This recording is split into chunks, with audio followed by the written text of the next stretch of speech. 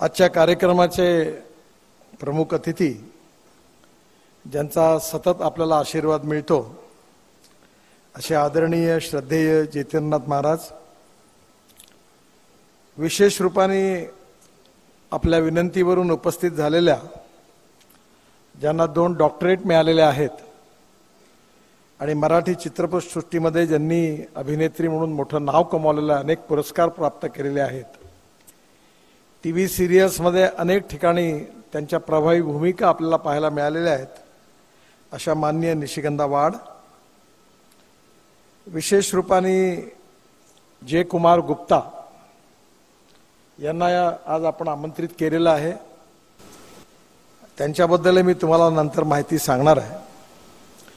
आपल्या मानकर ट्रस्टचे अध्यक्ष अरुणजी, त्याचप्रमाणे राजीव हडप, आपले सर्व ट्रस्टी आणि उपस्थित सर्व शिक्षक मित्र आणि मैत्रिणींनो, खरं म्हणजे कोविडच्या काळामुळे आपला हा कार्यक्रम होऊ शकला नाही. त्यामुळे आज कोविडच्या या 2 वर्षाच्या काळानंतर आपलं पहिल्यांदा ह्या 4 दिवसाचा हे प्रशिक्षक आणि पर्यवेक्षक शिक्षक या सगळ्यांचं हे प्रशिक्षण शिबिर होत आहे आणि तुम्ही सगळेजण या ठिकाणी उपस्थित आहात. खऱ्या अर्थाने कोविडच्या काळानंतर एवढ्या आनंदात आपण सगळे एकत्रित झालात आणि आपण या शिक्षणाचा आनंद घेतला, याबद्दल आपल्या सगळ्यांचं मनपूर्वक अभिनंदन करतो आणि आपल्या सगळ्यांना शुभेच्छा देतो. अजून एकदा मी अरुणजींचं, विशेष रूपाने अरुणजी आणि आपल्या ट्रस्टींचं आणि आपल्या या मानकर ट्रस्टतर्फे काम करणाऱ्या सर्व प्रमुख लोकांचं मी मनापासून अभिनंदन करतो की त्यांनी 1000च्या वरती आपल्या शाळांची संख्या नेलेली आहे. आज गडचिरोली जिल्ह्यामध्ये 357, चंद्रपूर जिल्ह्यामध्ये 43, नागपूर जिल्ह्यामध्ये 50, गोंदिया जिल्ह्यामध्ये 148, अमरावती जिल्ह्यामध्ये 163, अकोला जिल्ह्यामध्ये 54, बुलढाणा जिल्ह्यामध्ये 54, यवतमाळमध्ये 147 अशा 1016 शाळा आपण चालवतो आणि या शाळेच्या मार्फत आपली शिक्षकांची संख्या 1016 अधिक आपले प्रवासी कार्यकर्ते पर्यवेक्षक जे आहेत ते 124, म्हणजे 1150 शिक्षक आणि पर्यवेक्षक हे काम रात्रंदिवस करतात. त्यांना या यशस्वी कार्याबद्दल मनापासून शुभेच्छा देतो आणि त्यांचं अभिनंदन करतो. या शाळांची जी विद्यार्थ्यांची संख्या आहे ती पण वाढलेली आहे आणि ती 27,684 आहे. त्यामुळे आज जवळपास 27,500पेक्षा जास्त विद्यार्थी आपल्या शाळेतून शिकतात. ही अतिशय आनंदाची गोष्ट. आपण कुठल्याही सरकारचं अनुदान घेत नाही, आपल्याला कुठल्याही प्रकारे समाजाकडनं जे योगदान मिळतं त्याच्या भरोशावर आपण हे कार्य करतो आणि आज एवढी मोठी मजल आपल्याला गाठता आली, याबद्दल पुन्हा एकदा सर्व पदाधिकाऱ्यांचं, शिक्षकांचं, पर्यवेक्षकांचं आणि आपल्या ट्रस्टींचं मी मनापासून अभिनंदन करतो. आपण दरवर्षी समाजातल्या प्रमुख लोकांना बोलवतो, पण जितेंद्रनाथ महाराज यांचा नेहमीच आपल्याला आशीर्वाद मिळतो. महाराजांची विशेषता आहे की अमरावती जिल्ह्यातल्या मेळघाटमध्ये जिथे एकेकाळी मॅलन्यूट्रिशननी म्हणजे कुपोषणामुळे 2500 बालकांचा मृत्यू झाला होता, त्या क्षेत्रात आपल्या शाळा चालतात. त्याच भागामध्ये आदरणीय जितेंद्रनाथ महाराज अतिशय प्रभावी सामाजिक कार्य करतात आणि म्हणून या कार्याच्या बाबतीत प्रेरणा देणारे, आशीर्वाद देणं त्यांच्यासारखा अधिकार व्यक्ती नाही आणि ते आपल्या कार्यक्रमात नेहमी उपस्थित राहतात. त्यांनाही मनापासून धन्यवाद देतो. जी 2 प्रमुख अतिथी आहेत, आपण कुठेतरी अशी माणसं बोलवण्याचा प्रयत्न करतो की ज्यांच्या व्यक्तिमत्वातून, कर्तृत्वातून आणि नेतृत्वातून आपल्यालाही काही शिकायला मिळेल.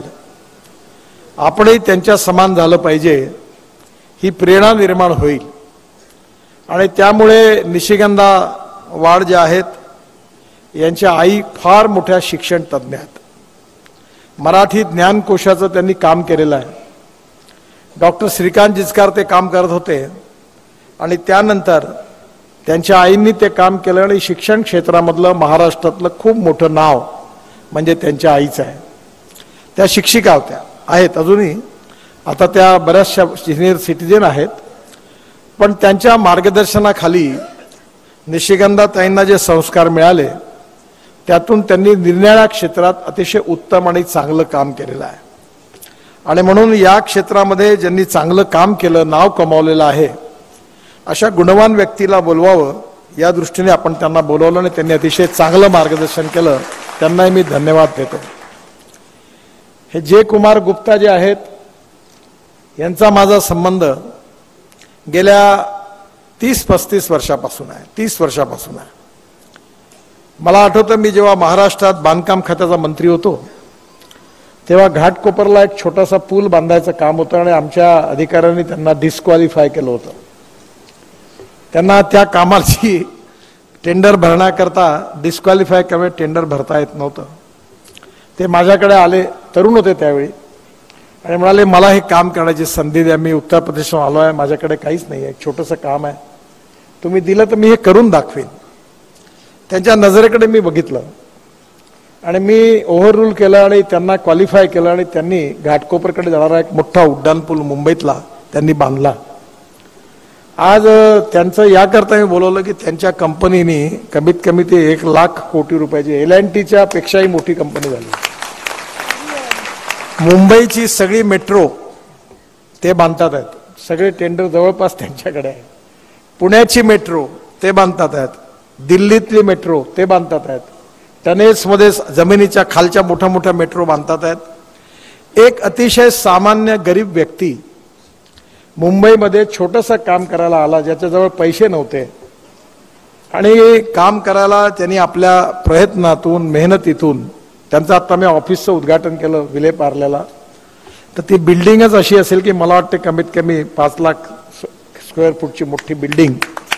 आणि आता ते काम करत नाही, पण या सगळ्याच्यात त्यांची सेवाभावी वृत्ती आहे आणि आपल्या मानकर ट्रस्टला सातत्याने ते मदत करत असतात. आत्ताच त्यांनी मला सांगितलं की मी दरवर्षी माझ्या CSR मधून 1 करोड रुपये मानकर ट्रस्टच्या या कार्याकरता देईन. म्हणजे सामाजिक जाणीवेच्या भावनेतून सामाजिक काम करणारे असे एक उद्योगपती पण आणि सामाजिक कार्यकर्ते म्हणून ते आपल्याकडे आले आणि नेहमी आपल्या कामाला त्यांचं समर्थन मिळतं. मी नेहमी आपल्याला सांगतो की आपण सगळ्यांनी एक गीत शिकलेलं आहे, ते इथेच आम्ही संघामध्ये शिकलोय की मनसा सततम स्मरणीयम वचसा सततम वदनीयम लोकहितम मम करणीयम. आपण या समाजामधले जे शोषित आहे, पीडित आहे, दलित आहेत, जे सामाजिक, आर्थिक आणि शैक्षणिक दृष्टीने मागासलेले आहेत, जे तळागाळातल्या शेवटच्या पायरीवर राहतात, ज्यांना राहायला घर नाही आहे, ज्यांना खायला अन्न नाही आहे, ज्यांच्या शरीरावर कपडा नाही आहे, अशा दरिद्र नारायणाला आपण परमेश्वर मानून त्याची निरंतर आपण सेवा करत राहिलं पाहिजे. आणि ज्या दिवशी आपण सेवा करता करता त्या व्यक्तीला रोटी, कपडा आणि मकान मिळेल, त्या दिवशी आपलं कार्य पूर्ण झालं असं आपण समजू. हे पंडित दीनदयाल उपाध्यायांचं सामाजिक आर्थिक चिंतन अंत्योदयाच्या रूपाने आपण सगळ्यांनी स्वीकारलेलं आहे.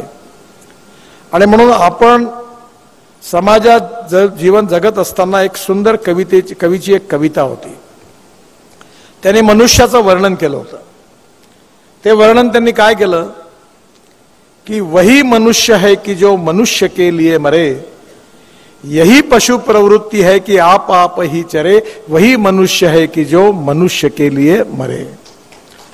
आणि म्हणून आज ही सगळे मंडळी काम करतात, याचा काही राजकारणाशी संबंध नाही आहे, कोणाला मान सन्मान प्रतिष्ठा नाही आहे, पण सामाजिक दायित्व, सोशल रिस्पॉन्सिबिलिटी, सोशल कॉन्शियसनेस हा केव्हा येईल, ज्यावेळी सामाजिक संवेदनशीलता असेल.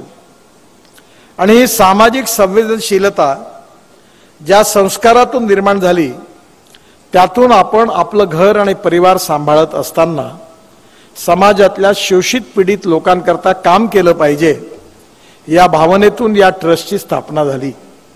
आणि मला वाटतं हे 16वं वर्ष आहे ना, कितवा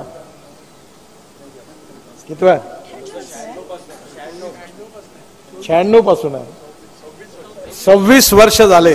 हा 26 वर्ष झालंय आपण हे काम करतोय.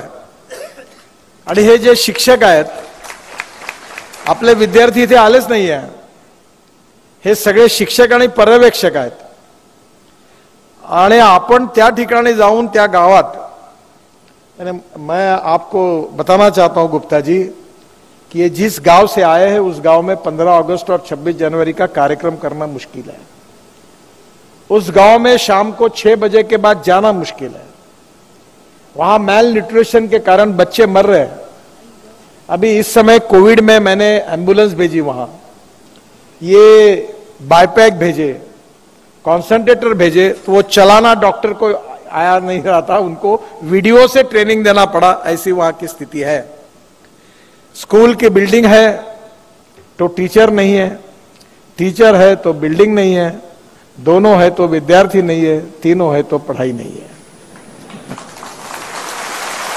अभी दवाखानों की हालत भी बहुत कठिन स्थिति में है. कई डॉक्टर है तो नर्स नहीं, नर्स है तो डॉक्टर नहीं, दोनों है तो दवाई नहीं, तीनों है तो क्यों जाए, ऐसी हालत है. अगर यहां रात को किसी की तबीयत सीरियस हुई, अभी मैंने इस समय कोविड के समय करीब 50 एम्बुलेंस लाई और वहां गढ़चिड़ी जिले के उस क्षेत्र तक एम्बुलेंस भेजी. डॉक्टर अभय बंग जो थे वहां काम करते, उनके यहाँ वेंटिलेटर्स भेजे. वेंटिलेटर नहीं है जिले में, लोग विदाउट वेंटिलेटर मर रहे थे. और ऐसे स्थिति में रोजगार नहीं, और पूरा फॉरेस्ट है, और फॉरेस्ट के कारण खनिज संपत्ति है पर कोई विकास नहीं हो पाया. और ऐसी परिस्थिति में सामाजिक दृष्टि से, आर्थिक दृष्टि से और शैक्षणिक दृष्टि से पिछड़ापन है. और हमने ये तय किया कि हम जब एक परिवार है तो नागपुर में बच्चों को अच्छी स्कूल है, कॉलेज है, तो इन बच्चों को अच्छी पढ़ाई क्यों नहीं मिलनी चाहिए, इनको अच्छा रोजगार क्यों नहीं मिलना चाहिए, इनको कोई अच्छा स्किल क्यों नहीं उन्होंने सीखना चाहिए. और इन बातों पर बहुत से काम किए गए. आज जिस वीके का उल्लेख किया गया, पहली बार वहां उपक्रम शुरू हुए. जनधन योजना में बैंक अकाउंट खोलने के लिए हमारे कार्य शिक्षकों ने प्रयास किए. पहली बार बैंक अकाउंट खुल गए. अनेक योजनाओं में, जैसे यहां फिल्म बताई कि इनको बेरोजगार युवाओं को रोजगार कैसे मिले, फार्मर प्रोड्यूस कंपनी तैयार की गई, ऑर्गेनिक फार्मिंग तैयार किया गया. उसके साथ साथ हनी इकट्ठा करने का कार्यक्रम हुआ. अभी और कल्पना है कि जो जंगल होने के कारण आयुर्वेदिक वनस्पतियां हैं, उसको इकट्ठा करने का हम काम करें और वो आयुर्वेदिक वनस्पतियां अच्छे अच्छे कंपनियों को दे ताकि इनसे रोजगार मिले. तो वहां हिरडा है, बेहाड़ा है, तो वहां की जल, जमीन, जंगल और जानवर, इसके आधार पर जो आर्थिक नीति है वो पहुंचे. पूरे देश में इंटरनेट आया, पर गढ़चिड़ी जिले में अभी इंटरनेट ठीक पहुंचा नहीं है. मैंने मंत्रियों को पूछा तो क्योंकि जो टावर बने थे वो नक्सलाइट ने तोड़ डाले, उसकी रक्षा नहीं हो सकती, जंगल में है. अब मैं प्रयास कर रहा हूं कि सब जगह पर इंटरनेट जाएगा. पूरे देश में इंटरनेट पहुंच गए, पर जो छत्तीसगढ़ का और विदर्भ का ये छोटा पार्ट है जहां नक्सलग्रस्त था, वहां ये परिस्थिति थी. और इसलिए इन लोगों की जिम्मेदारी है कि इनके ऊपर अच्छे संस्कार बच्चों पर कैसे हो, ये अच्छे नागरिक कैसे बने, और इनकी प्रगति और विकास कैसे हो. और प्रगति और विकास करनी है तो 3 क्षेत्र महत्वपूर्ण है.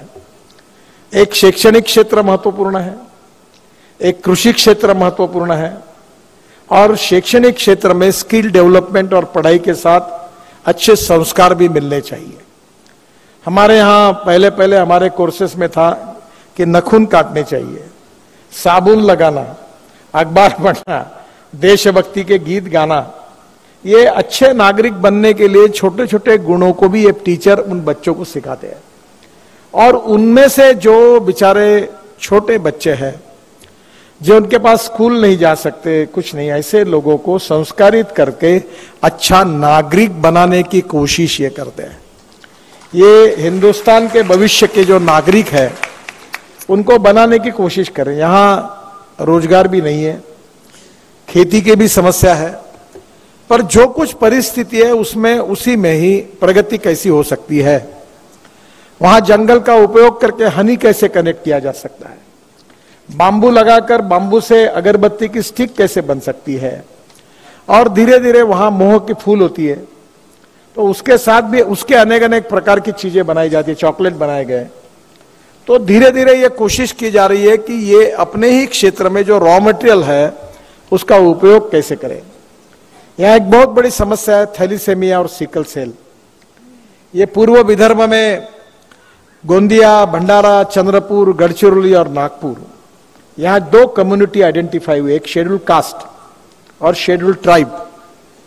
इनमें बड़े प्रमाण पर सिकल सेल और थैलीसेमिया है और इसके कारण काफी बड़ी ट्रीटमेंट लेनी पड़ती है, दवाई की उपलब्धता नहीं है।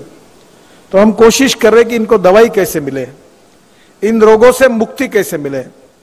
हमारे डॉक्टर यहाँ बहुत बड़े डॉक्टर है हिंदुस्तान के, अपने क्या ना डॉक्टर अपने डॉक्टर मदन कापरे। तो मदन कापरे जो मेलघाट में जाकर वहां उन्होंने ऑपरेशन किए, अनेक डॉक्टर आते हैं और बड़े प्रमाण पर वहां ऑपरेशन करा देते हैं फ्री ऑफ चार्ज। आंखों के लिए कैटरेक्ट के ऑपरेशन करते हैं, हार्ट के ऑपरेशन करने के लिए उनकी मदद करते हैं। अभी हमने आरोग्य यूनिवर्सिटी जो नासिक की थी, उनकी वाइस चांसलर आई थी, गोंडवाना यूनिवर्सिटी के वाइस चांसलर थे, मानकर ट्रस्ट के ओर से हमने एमओयू किया और उस क्षेत्र में दोनों यूनिवर्सिटी के द्वारा हमारे यहाँ डॉक्टर चौधरी करके है, बहुत अच्छे ऑर्थोपेडिक सर्जन है जो विशेष रूप से ये काम करते हैं, उनके द्वारा हमने अच्छा प्रोजेक्ट लिया है कि यहाँ इनको सुविधाएं कैसे मिले। अभी मैंने नागपुर शहर और जिले के लिए एक वयश्री योजना लाई है और उसमें 40,000 करोड़ का साहित्य अभी 25 तारीख से कार्यक्रम में बढ़ा। अंधे लोग हैं, दिव्यांग है, उनको 40 करोड़ का साहित्य बांट रहे हैं। 450 ट्रक साहित्य आया नागपुर में। किसी को कान का मशीन है, अलग अलग प्रकार की चीजें, किसी को स्टिक है, किसी को व्हील चेयर है, और ये सब दिव्यांग है। अब गढ़चिरौली में भी ऐसा कार्यक्रम करना है कि इनको ये सब सुविधाएं उनके पास जाए, गवर्नमेंट की योजनाएं इनके पास जाए। जैसे आज भगवत गीता बहुत सुंदर गाकर उन्होंने बताई, तो ये लोग सीखना चाहते हैं, ये अच्छा बनना चाहते हैं, इनको पढ़ाने वाले अच्छे लोग चाहिए, इनको अलग अलग प्रकार का मार्गदर्शन चाहिए। तो हमने ये तय किया कि ये जो टीचर्स है इनको हम ऐसी पढ़ाई करके देंगे, इनको ऐसा मार्गदर्शन उपलब्ध करा के देंगे। 4 दिन से ये कार्यक्रम चल रहा है और बड़ा अच्छा मार्गदर्शन इनको हुआ। इसमें जो अधिकारी व्यक्ति थे उनको बुलाया गया और इनको संस्कारित करके, ट्रेन करके, जो ट्रेनिंग यहां से लेकर जाएंगे, फिर अपने गांव में जाकर जो पिछड़े हुए लोग हैं उनको जगाने का, उनको संस्कारित करने का और उनको अच्छे नागरिक करने की कोशिश ये करेंगे, जिससे समाज बदलेगा। अगर व्यक्ति बदलेगा तो समाज बदलेगा, समाज बदलेगा तो देश बदलेगा, देश बदलेगा तो देश सुपर इकोनॉमिक पावर बनेगा। यही आत्मनिर्भर भारत है। और इसलिए मैं जब बांधकाम मंत्री था तो पूरे जिले में मैंने रोड बना दिए, सब ब्रिज बना दिए। पहले ब्रिज ही नहीं थे, बरसात में हजारों लोग ही नहीं जा पाते थे। एक बड़ा कालेश्वरम डैम बन गया। अब बाढ़ के कारण बहुत नुकसान हुआ है। ये अच्छा हुआ कि महाराष्ट्र के अभी मुख्यमंत्री एकनाथ शिंदे, वो गढ़चिरौली जिले के पालक मंत्री थे। वहां रेलवे का काम अब चल रहा है। एक आयरन ओर देश का सबसे अच्छा वहां सुरजागढ़ में है और वहां अभी पहली बार काम शुरू हुआ है। और मैंने उनको आग्रह से कहा है कि यहां जितने लड़कों को रोजगार है, ड्राइवर करके, टेक्निकली फिटर, वेल्डर, यहां गढ़चिरौली जिले के ही लोगों को रोजगार मिलना चाहिए। अब वहां काफी बड़े प्रमाण पर रोजगार मिला है। तो हमारा जो उद्देश्य है कि यहां सामाजिक दृष्टि से, शैक्षणिक दृष्टि से, आर्थिक दृष्टि से और कृषि क्षेत्र में विकास हो। जैसे ये मछली पालन है, भेड़ बकरी का पालन है, दूध का उत्पादन है। अगर हमारे यहाँ अलग अलग प्रकार की टेक्नोलॉजी जो है वो वहां पहुंचानी है। मैं 2 चीजें अक्सर बार बार अपने भाषण में बोलते रहता हूं। एक है नॉलेज, ज्ञान, innovation, entrepreneurship, science, technology, research, skilled and successful practices, इनको हम नॉलेज कहते हैं, और conversion of knowledge into wealth, ये फ्यूचर है। और दूसरी बात यह कहता हूं कि no one is waste, it is depending upon the leadership, the vision of the leadership and appropriate technology, we can convert waste into wealth. और इसलिए आज विज्ञान, तंत्र विज्ञान, इनोवेशन, रिसर्च का उपयोग करके, जल, जमीन, जंगल और जानवर पर आधारित टेक्नोलॉजी का उपयोग करके, कई मछली उत्पादन हो, कोई भेड़ बकरी का पालन हो, कोई गाय से दूध उत्पादन हो, और इतना ही नहीं तो जो परली है, राइस स्ट्रॉ, तनस हम उसको बोलते हैं, उससे ग्रीन हाइड्रोजन बनाने का है। और हमारी कार, बसेस उसके ऊपर चलने वाली है, पानी से ऑक्सीजन और हाइड्रोजन अलग करके वो टेक्नोलॉजी गढ़चिरौली जिले तक पहुंचनी चाहिए। और आप लोगों में से जो इंजीनियर, अभी हमने इसकी व्यवस्था की है, वसति गृह बनाया आरवी में, जो फर्स्ट क्लास में पास होते हैं उन लड़कों को पढ़ाई की आगे व्यवस्था करने की कोशिश करते हैं। और गांव में विशेष रूप से 7,112 लोग ग्राम शिक्षा समिति के सदस्य संख्या है, सामूहिक भोजन करते हैं, जातीयवाद, सांप्रदायिकता से मुक्त हम सब एक है, आर्थिक समता और सामाजिक समता प्रस्थापित होनी चाहिए, व्यक्ति व्यक्ति में कोई भेद नहीं है, प्रगति और विकास सबका होना चाहिए। और इसी भाव से हम मानकर ट्रस्ट की ओर से ये कार्य लगातार कर रहे हैं। और मुझे बहुत खुशी है कि 24 साल होने के बाद भी लगातार कार्य बढ़ते जा रहा है, और समाज से हमको सबका सहयोग भी मिल रहा है, और ऐसा ही सहयोग मिलता रहेगा तो ये स्कूलों की संख्या, अभी मेरी इच्छा है कि अभी अगले साल तक हम 1500 के ऊपर लेकर जाएंगे, ताकि हमारे विद्यार्थियों की संख्या 40,000 के ऊपर जाएगी। और हमारे इससे शिक्षकों को द्वारा हमारे भविष्य के देश के वनवासी युवाओं का संस्कार करके उनका विकास होकर देश में सामाजिक आर्थिक परिवर्तन आए। और इसलिए मुझे बहुत अच्छा लगा, आपने गोंडी में गीत गाया। इनकी भाषा अलग है, इनकी संस्कृति अलग है, इनके चाल चलन व्यवहार और चरित्र की परिभाषा अलग है, इनकी मैरिज सिस्टम अलग है, इनकी रहन सहन अलग है। और इसमें उस कल्चर को मेंटेन करते हुए, उस संस्कृति को कायम रखते हुए, इनको नॉलेज के संस्कार देने के साथ मूल्याधिष्ठित संस्कार भी देने का प्रयास है। हमारी परिवार पद्धति हमारी मूल्याधिष्ठित है, हमारी जीवन पद्धति मूल्याधिष्ठित है। सच बोलना चाहिए, गलत काम नहीं करना चाहिए। हमने जो हमारे माता पिता है, गुरुजन है, उनका सम्मान करना चाहिए। ये वैल्यूज है, और ये जो अच्छी वैल्यूज है उसके संस्कार छोटे छोटे बच्चों पर अगर बचपन से होंगे तो भविष्य में अच्छे नागरिक बनेंगे, और अच्छे नागरिक बनेंगे तो उनकी प्रगति और विकास होगा समाज का। तो ये सर्वांगीण उन्नति और विकास का ये जो उपक्रम है, एक सोशियो इकोनॉमिक ट्रांसफॉर्मेशन है, इसमें काफी गति मिली है। इस विशेष रूप से हम शहरों में काम नहीं करते, हम विकसनशील भाग में नहीं काम करते। जितनी हमारी स्कूल है ये ट्राइबल एरिया में है, मेड़घाट में है, हर जिले का जो ऐसा ट्राइबल एरिया है जो सामाजिक आर्थिक शैक्षणिक रूप से पिछड़ा हुआ है। एक समय तो ऐसा था कि ये नमक के बजाय लाल चिटिया बारीक करके नमक के रूप में उसका इस्तेमाल करते थे, ऐसी स्थिति थी। बहुत ही परिस्थिति जो है वो बदल रही है, बदलेगी। आप सबके प्रयासों से एक बहुत अच्छा गीत था, हम होंगे कामयाब। इनको बड़े बड़े देशभक्ति के गीत भी सिखाए जाते हैं। तो हम निश्चित रूप से एक दिन कामयाब होंगे कि गढ़चिरौली के युवा अपने पैरों पर खड़े होंगे, उनको स्वयं रोजगार प्राप्त होगा, खेती अच्छी होगी, पूरक उद्योग होगा, दुग्ध पालन का, मेंढी पालन का, वराह पालन का, मछली पालन का, वो अच्छा होगा। यहाँ मालगुजारी तालाब है, उसमें मछली का उत्पादन होता है। मैं तो नॉन वेजिटेरियन हूं, पर एक झींगे होते प्रॉन्स, तो इनके यहाँ जो प्रॉन्स होते हैं, गोड़ा पाण्यातले झींगे बहुत प्रसिद्ध है। मेरी कल्पना थी कि इनके झींगे तैयार करके वो एक्सपोर्ट करना, क्योंकि सिंगापुर में वो 8,000 रुपए किलो है और ये 600-700 रुपए किलो बेचते हैं। तो उसको नागपुर में लाकर इंटरनेशनल ये करके मिहान से उसको वर्ल्ड में एक्सपोर्ट करने का सपना है। और बहुत तालाब है इनके यहाँ। मत्स्य विभाग के द्वारा अच्छा सीड मिलना चाहिए, उसके लिए कैसी प्रोडक्टिविटी बढ़ानी चाहिए, ऑर्गेनिक फार्मिंग में केमिकल फर्टिलाइजर पेस्टिसाइड का उपयोग न करते हुए उत्पादन कैसे बढ़ाना चाहिए। हमारे यहाँ केवल चावल का उत्पादन होता है, उसके साथ साथ क्रॉप पैटर्न बदलकर तेल बिया की भी कैसे उत्पादन बढ़ा सकते हैं। और जंगल की जो संपत्ति है, जल, जमीन, जंगल और जानवर, इसके आधार पर हमारी अर्थव्यवस्था को हम कैसे मजबूत कर सकते हैं। तो आप में से ही लोगों को इसके लिए प्रयास करना है। जो वीके के बारे में बताया गया कि उसने 55 लोगों को रोजगार दिया। क्या नाम उसका वीके का? राकेश वीके। कहाँ है? आज नहीं है, तो ट्रेनिंग के लिए गया है, पर अपना ही इससे वो पढ़ा हुआ एक टीचर है।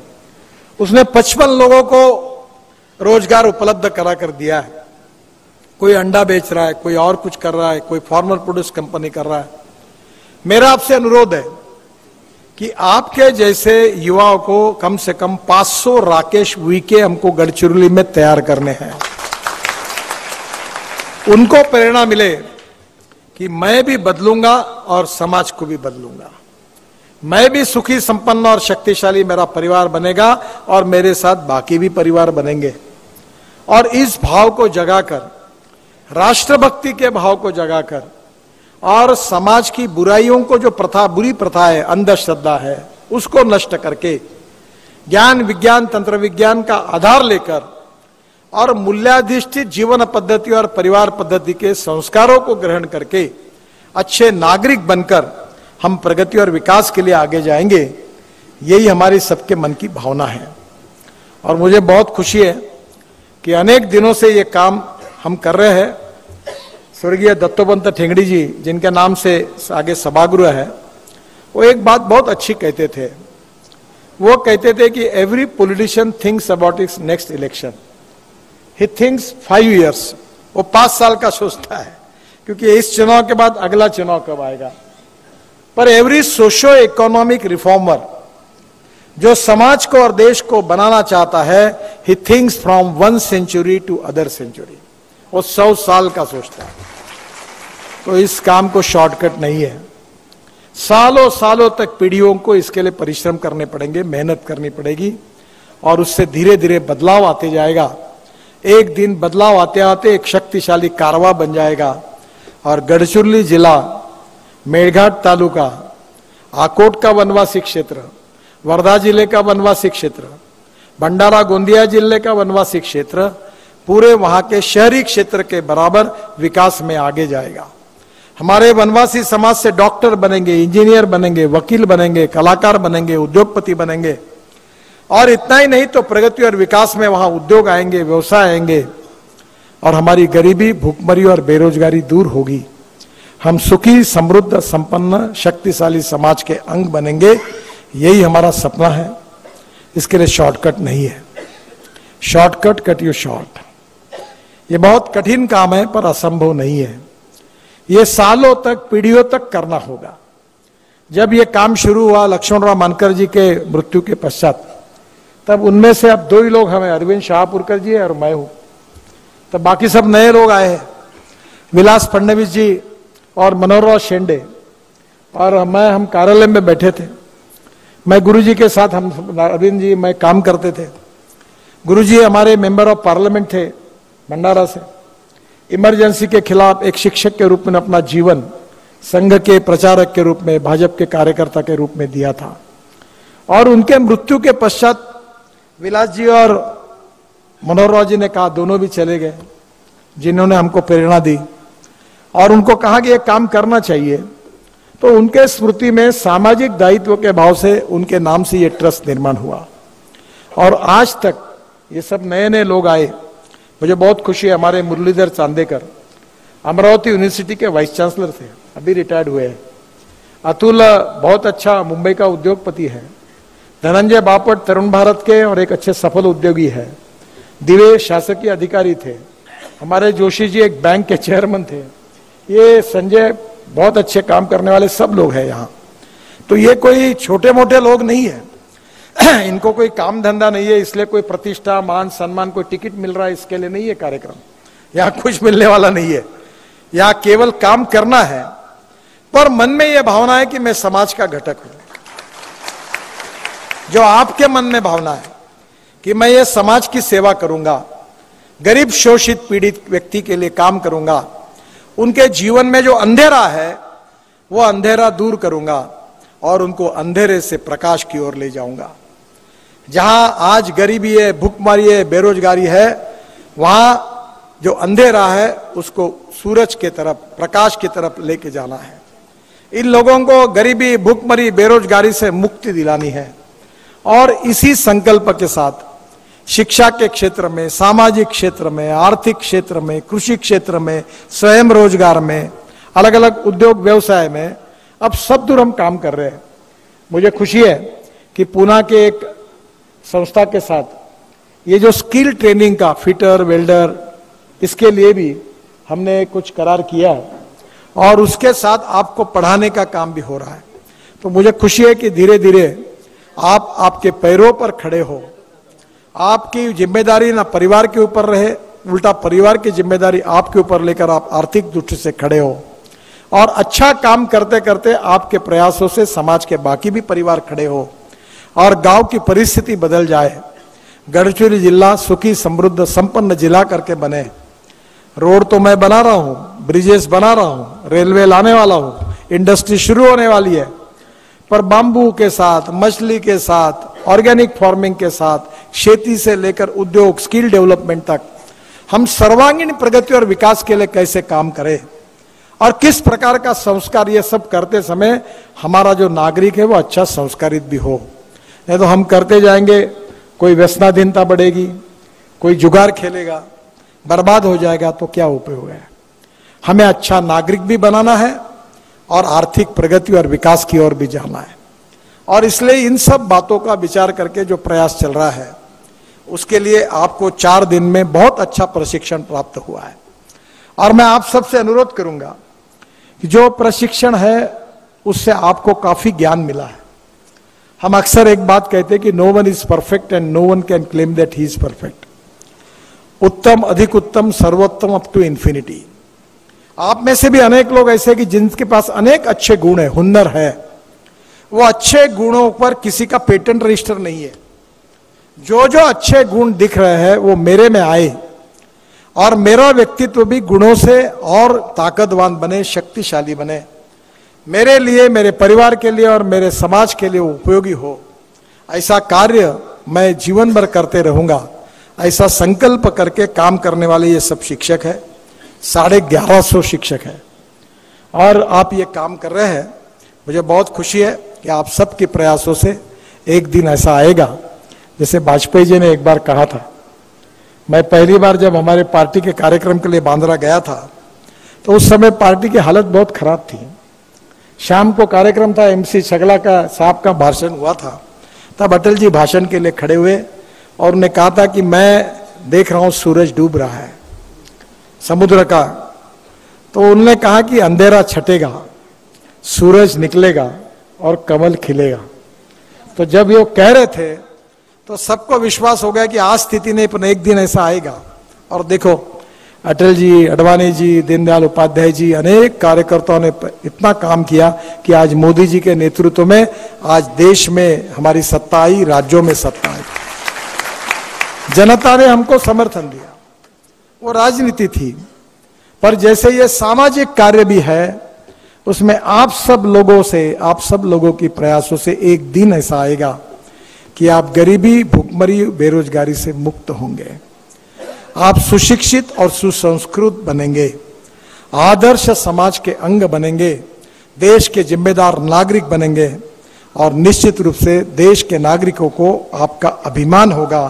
वो दिन अब दूर नहीं है, वो नजदीक आने वाला है और आपके प्रयासों से जल्दी नजदीक आएगा।